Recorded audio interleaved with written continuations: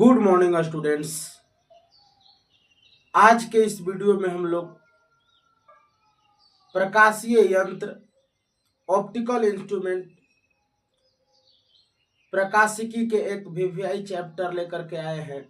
इस चैप्टर में हम लोग पढ़ेंगे स्टूडेंट सूक्ष्मदर्शी क्या है, खगोलीय दूरबीन क्या है, संयुक्त सूक्ष्मदर्शी क्या है, इनकी रचना एवं कार्यविधि का वर्णन करें। आवर्धन क्षमता क्या है, दर्शन कोण किसे कहते हैं, इत्यादि इसी तरह के क्वेश्चन जो कि एग्जाम में वीवीआई क्वेश्चन है। तो आइए ज्यादा देर न करते हुए इस चैप्टर की शुरुआत करते हैं।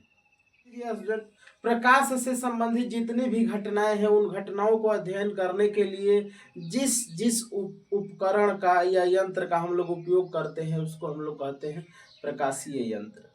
तो इसका डेफिनेशन लिखिए। प्रकाश संबंधित घटनाओं का अध्ययन करने के लिए, प्रकाश संबंधित घटनाओं का अध्ययन करने के लिए, प्रकाश संबंधित घटनाओं का अध्ययन करने के लिए जिन उपकरणों का उपयोग किया जाता है, जिन उपकरणों का उपयोग किया जाता है उसे प्रकाशीय यंत्र कहते हैं, उसे प्रकाशीय यंत्र कहते हैं। चलिए ये हम लोग समझ लिए स्टूडेंट कि प्रकाशीय यंत्र क्या है। तो अगला हेडिंग लगाइए, मानव नेत्र क्या है, इनके रचना एवं कार्यविधि का वर्णन करें। मानव नेत्र क्या है, इनके रचना एवं कार्यविधि का वर्णन कीजिए। ये 5 नंबर का एक वीवीआई क्वेश्चन है स्टूडेंट। तो आइए इसे हम लोग समझते हैं कि मानव नेत्र क्या है। तो ध्यान दीजिए, मानव नेत्र एक वास्तविक प्रकाशीय उपकरण है। मानव नेत्र एक वास्तविक प्रकाशीय उपकरण है जिसकी सहायता से किसी वस्तु का प्रतिबिंब मानव नेत्र की रेटिना पर प्राप्त किया जाता है। मानव नेत्र क्या है? तो मानव नेत्र एक वास्तविक प्रकाशीय उपकरण है जिसकी सहायता से किसी वस्तु का प्रतिबिंब मानव नेत्र की रेटिना पर प्राप्त किया जाता है। तो आइए अब इसके रचना पे बात करते हैं स्टूडेंट। तो आपको फिगर में यहाँ पे दिख रहा है, ये हम मानव नेत्र का एक जो है चित्र बनाए हुए हैं। तो ध्यान दीजिए स्टूडेंट, आप लोग इसमें हेडिंग लगा लीजिए रचना। रचना हेडिंग लगा लीजिए, पहले हम इसको समझा देते हैं तब लिखेंगे। तो ध्यान दीजिए, मानव नेत्र में 3 परत होता है। ये आपको अपर लाइन दिख रहा है, इस अपर लाइन को दृढ़ पटल कहते हैं। ये जो बीच का लाइन है स्टूडेंट इसको कोराइड कहते हैं, और जो अंदर का ये लाइन है, तीसरी लाइन जो अंदर की तरफ है उसको रेटिना कहते हैं। इसमें हम आगे बढ़ते हैं तो इस पॉइंट को हम लोग कहते हैं नेत्र द्वारक, और इसको हम लोग कहते हैं सिलियरी मांसपेशिया। नेत्र द्वारक और सिलियरी मांसपेशिया के बीच में एक नेत्र लेंस रखे हैं स्टूडेंट। क्या रखे हैं? ये नेत्र लेंस है। नेत्र लेंस के आगे एक नेत्र गोलक लगा रहता है जो उसको सुरक्षा प्रदान करता है नेत्र लेंस को। और ये जो है स्टूडेंट डॉट से यहाँ पर दिखाया है ग्रीन कलर से, जो कि नेत्र द्रव है। यहाँ पे जो ये आपको डॉटेड लाइन में दिख रहा है स्टूडेंट, इसको हम लोग कहते हैं कचाव द्रव। आंख का जो आंसू होता है वो उसको हम लोग कहते हैं कचाव द्रव। और ये जो तंत्रिका जो है इधर निकल के आपको इस तरह गुच्छे में दिख रहा है, इसको हम लोग कहते हैं तंत्रिका तंतु।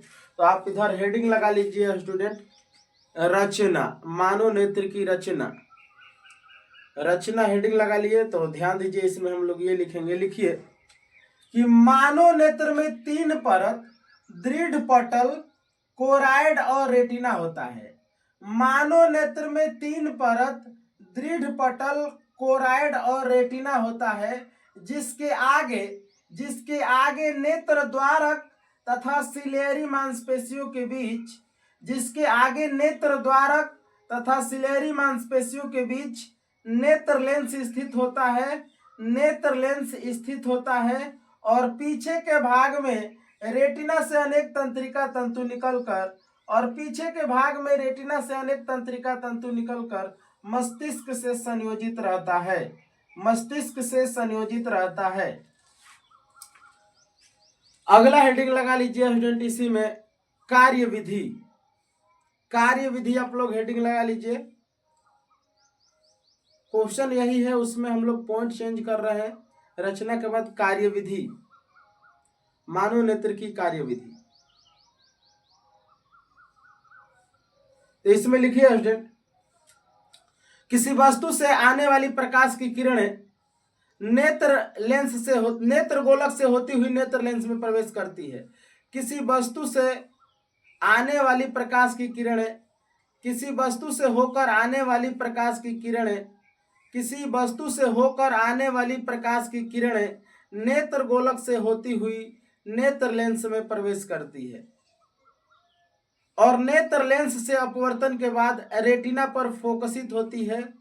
नेत्र लेंस से अपवर्तन के बाद रेटिना पर फोकसित होती है, जहां वस्तु का वास्तविक एवं उल्टा प्रतिबिंब प्राप्त होता है परंतु नेत्र से जुड़ी हुई तंत्रिका तंतु इस प्रतिबिंब का संदेश मस्तिष्क को देता है और मस्तिष्क इसे सीधा अनुभव करता है।